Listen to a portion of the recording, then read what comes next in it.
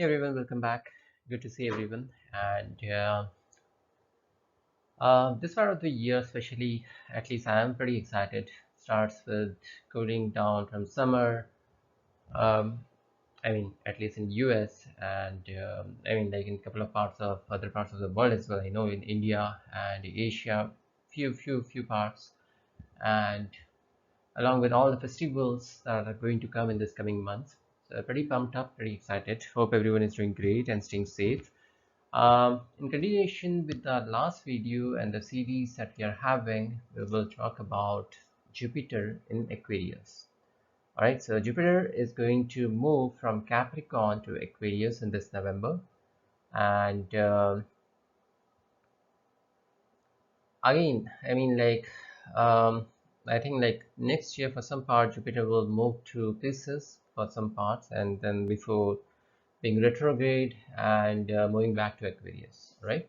So let's get on to the basics. Aquarius, who rules this sign? It's ruled by Saturn, right? We're not going to go into different padas, so for which I have different videos. You can go ahead and watch those videos. But Jupiter, Aquarius is ruled by Saturn over here. What is Saturn? Saturn is all about discipline, right? Does Jupiter like or prefer this sign? For sure, no. And is it going to give bad results? No. It's neutral over here. So in some scriptures they say Saturn and Jupiter, because Jupiter is Dev Guru or teacher of all the Devtas. And like in some books I've seen like Saturn and Jupiter as enmity, some say it's neutral.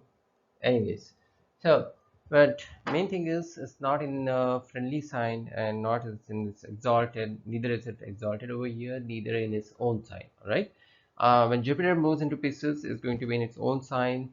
Sagittarius again is in its own sign, along with Cancer where it is exalted. You can expect great results over there. If it is in this Aquarius, or in Hindi when you call it as Kumbh Rashi, it's just kind of okay, right? um, Now, for people whose moon sign is Aquarius, again, let me reiterate, this video is all about the folks whose moon sign is Aquarius, right? So you guys know you are going through Sadhasati. This is going to be the when Saturn enters Aquarius in the first half of 2022 for some time. Then Saturn is going to go through your first house. All right, this is the second phase of Saraswati. There are three phases: first starting from 12th, second from first, and third from second house. All right, so now Jupiter over here is going to be in your first house, or you say as ascendant. All right, Jupiter has three aspects: fifth, seventh, and ninth. All right, so seventh is the straight, which is going to be very good aspect. That's what we call it. You call it aspect, you call it drishti. And this is one of the, like you get the most benefit out of here, right? So if it is in your first house, it aspects your seventh house. Seventh house is what? It's all about your um, business. Seventh house is all about your spouse. Seventh house is all about the business dealings, right? So in this case, you can expect people to support you, your wife or your spouse to be more cooperative during this time period. And Jupiter is in your first house, so at times, most of the times, you'll be cool-headed as compared to what you have seen in the last 2.5 years. And sometime, yes, as it happens, like life is not always a smooth curve, so you will have few ups and downs, but it's going to be less as compared to what you have seen last year. Right, you'll be cool and composed and start making mature decisions rather than reacting immaturely as last year or maybe a year before. You'll be pretty calm, composed. You will see good results because Jupiter over here aspects your fifth house. Now, what is fifth house? It's all about your kids. It's all about your education, right? So if you are studying, if you are a student, if you are studying, you can expect great results over here. And definitely, like a few folks, if they are into poetry or imagination, you can expect great results over here as well. If you're into R&D, so you will get a lot of ideas. If you're an entrepreneur, you will get ideas which you will try to bring into fruition. All right, so you'll see that your ideas are getting completed just rather than daydreaming about them. You will see your end goals are being met, right?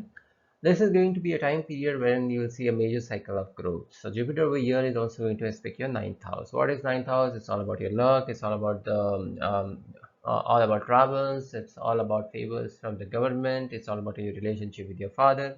So you will see a major cycle of growth during this phase, and you will also explore yourself. You'll discover like what you are as an individual. Yes, there are expectations from your family, from your society, from your bosses, but during this time period, like between 2021 to 2022, you will explore more about what you want. You'll be looking more inside rather than looking outside.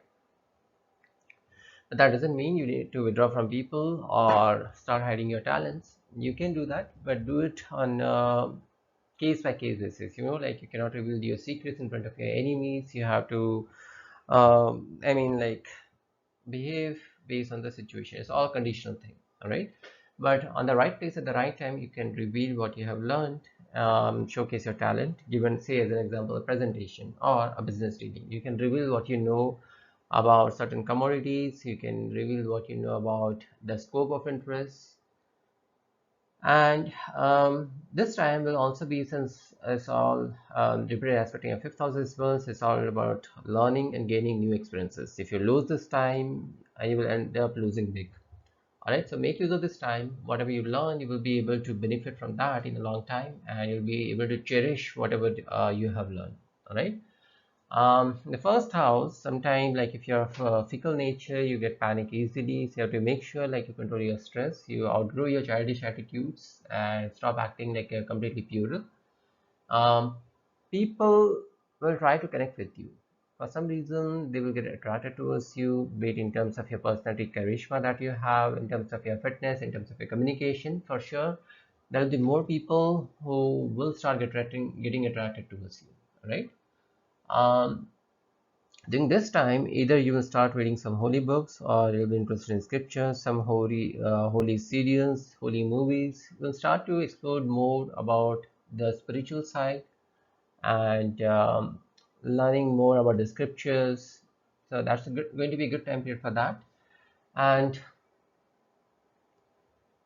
if you're unmarried, if you're looking for an alliance, this is a good time for people who are single to get engaged, for people who are single to get married, to get a life partner, to get a good spouse. Overall, all in all, it's going to be a good time period, right? So in spite of the fact that you're going through Saraswati, this is going to be little relief from that, just like it's going to be when you're going through hot seasons. Like you can relate it easily, like you have went through summer, it's going to be rainy season for some time. And I mean, like, it's not completely what I mean, I don't mean to say like you completely not see the effects of Saraswati. They will be there. Since in this case Jupiter is in your best place, like it's right in your first house, you will see results to a less extent. All right. Overall, all in all, a great period, and wishing all the people with Aquarius moon sign all the best.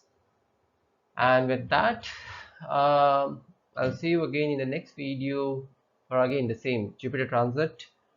Until then, you guys have a good and a great weekend, and talk to you later.